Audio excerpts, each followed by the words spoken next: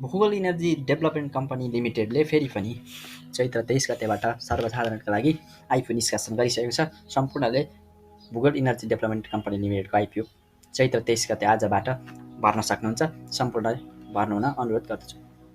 र यसले भूगोल इनर्जी डेभलपमेन्ट कम्पनी लिमिटेडको केही इन्फर्मेसन हेर्ने क्रममा हामी यहाँ छौँ र यसको इन्फर्मेसनमा चाहिँ प्रति सेयर आम्दानी छ। सुरुमा प्रति सेयर आम्दानी चाहिँ 2078-79 को इपिएस चाहिँ 42.58 छ भने यसको प्रति सेयर नेटवर्क चाहिँ रु 67 रुपियाँ रहेको रहेछ। भने यसको 67 भनेपछि 180-200 देखि यसको कारोबार सेकेन्डरी मार्केटमा हुन सक्ने देखियो भूगोल इनर्जी डेभलपमेन्ट कम्पनी लिमिटेडको। र यसको अरू यसले चाहिँ सर्वसाधारणलाई आज चैत्र 23 गतेबाट सुरक्षित गरी बाँकी रु 13,46,49,300 रुपियाँ बराबरको 1,34,679 जनालाई 1,34,679 जनालाई 10 किता र अरू बाँकी 3 जनालाई 11 किता को हिसाबले 3 जनालाई चाहिँ 11 किता र 1,34,679 ले चाहिँ आइपिओ पाउन सक्नेछन्। जम्मा 1,34,679 ले त्यसभित्र 3 जनाले चाहिँ 11 किता प्राप्त गर्नेछन्। आज चैत्र 23 गतेबाट यसको आइपिओ खुलिसकेको छ र यसको इपिएस र नेटवर्क त कुरा गरिसक्यौँ।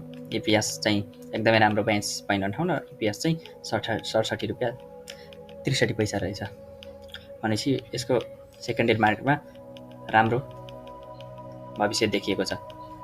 इपिएस एक पोजिटिभ 42 देखाएको छ यो रिपोर्टमा र निष्कासन खुला हुने मिति 79/12-23 गतेदेखि छ भने निष्कासन बन्द हुने मिति छिटोमा 27 गते, मतलब हामी चाहिँ 23 गतेबाट 27 गतेसम्ममा चाहिँ हामीले यसको आइपिओ भर्न पाउनेछौँ। सम्पूर्णले यसको आइपिओ 27 गते भित्रमा मेरो सेयरबाट भर्न सक्नुहुन्छ।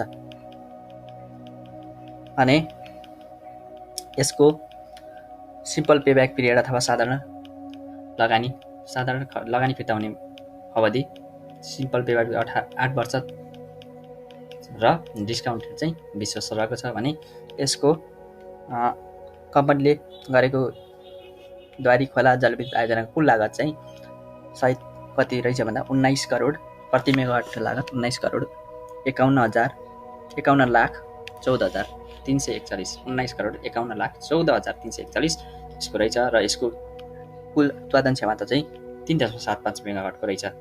यसरी यो भूगोल इनर्जी डेभलपमेन्ट कम्पनी लिमिटेडको जम्मा 3.75 मेगावाट क्यापासिटी रहेछ भने यसको प्रति मेगावाट लागत 19 करोड 51,14,300 रहेछ र यसको सिम्पल पेब्याक पिरियड 8 वर्ष र डिस्काउन्ट पेब्याक पिरियड 20 वर्ष रहेछ। हामीले यसको आइपिओ आज 23 गतेबाट 27 गतेसम्म भर्न सक्छौँ र यसको इपिएस राम्रो छ, बुक भ्यालु राम्रो छ भनेपछि यसको अहिलेको